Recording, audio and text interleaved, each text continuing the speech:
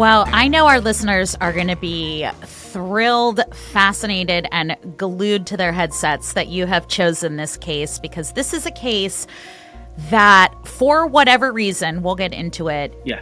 It consumes people.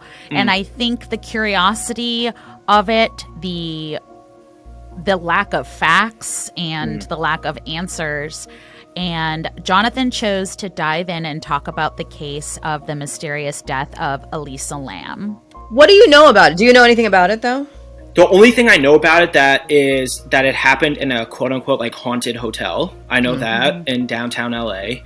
And I know that she, because it's a girl, I know that, like her name's Elisa, and she drowned or something. Jonathan, you might be the only person who listens to this conversation who doesn't know this story. This is so exciting. Yeah, I try to stay away from all those cases. That's good, though, because I can't wait to hear your first impression and thought. The crash course is just for you.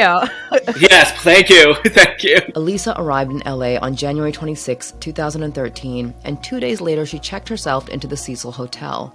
She might not have been aware of the Cecil's shady past and seedy present. It was an establishment that was frequented by less than savory characters and was notorious for violence and death on its premises, with dozens of documented murders and suicides in its history. In the Netflix series Crime Scene: The Vanishing at the Cecil Hotel, a former manager stated that there had been around 80 deaths at the hotel in the 10 years she worked there. The Cecil Hotel has definitely earned its nickname, Hotel Death.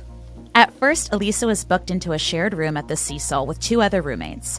But after her roommates complained about erratic behavior from her, the hotel management moved her to her own room. Apparently, Elisa had been leaving the other girls notes that read, "Go away" and "Go home," and sometimes locking them out of the room. Now, throughout her travels, Elisa had been keeping in touch with her family, calling them every single day to check in, and even posted pictures from her trip on social media. One of the places she posted from was a taping of the Conan O'Brien show. But according to reports, she had in fact been escorted from the premises for being disruptive.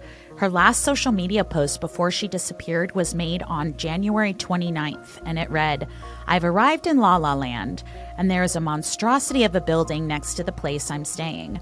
When I say monstrosity, mind you, I'm saying it's as in gaudy. Then again, it was built in 1928, hence the Art Deco theme. So yes, it is classy, but then since it's LA, it went on crack. Fairly certain this is where Baz Luhrmann needs to film The Great Gatsby. The last time Elisa was seen alive was on January 31st, 2013, when both hotel staff and staff from the aptly named The Last Bookstore saw her alone.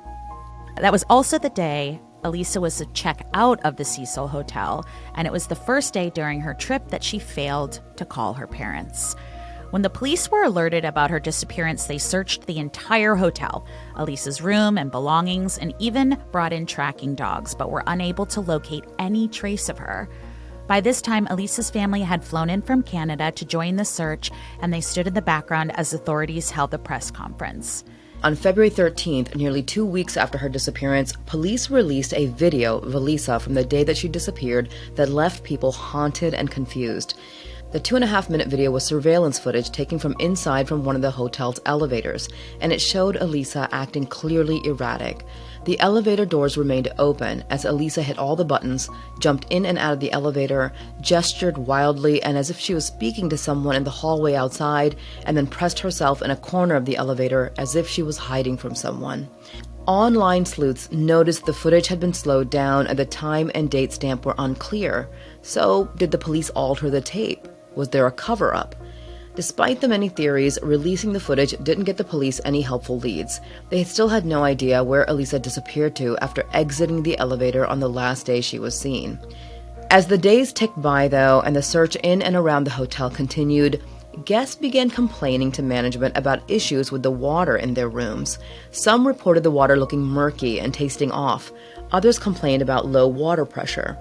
The complaints prompted an investigation of what was going on with the water tanks on the roof of the hotel.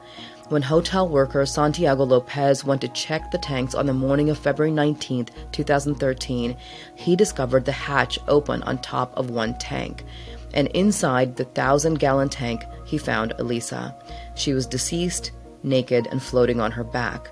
Her shoes and clothes, the same clothes she was wearing in the elevator footage, were in the tank with her. Strangely enough, the clothing was covered in what the autopsy referred to as a sand-like substance.